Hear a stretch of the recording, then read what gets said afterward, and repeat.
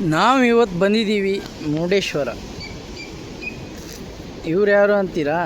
ಇವರು ಇಲ್ಲಿದೆಯಲ್ಲ, ಇಲ್ಲಿದೆಯಲ್ಲ ಮೀನುಗಾರರು. ಈ ಬೋಟನ್ನು ಒಳಗಡೆ ಇವಾಗ ಸದ್ಯಕ್ಕೆ ಬಿಡ್ತಾ ಇದ್ದಾರೆ, ನೋಡ್ಬೋದು ನೀವು.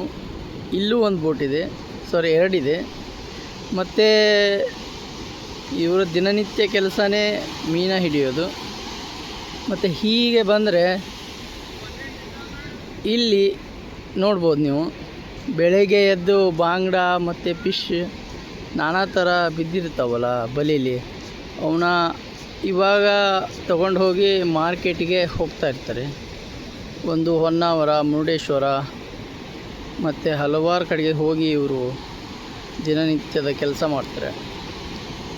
ಇವತ್ತಿನ ಈ ಬ್ಲಾಗ್ ಮುಗೀತು. Thank you for everyone watch.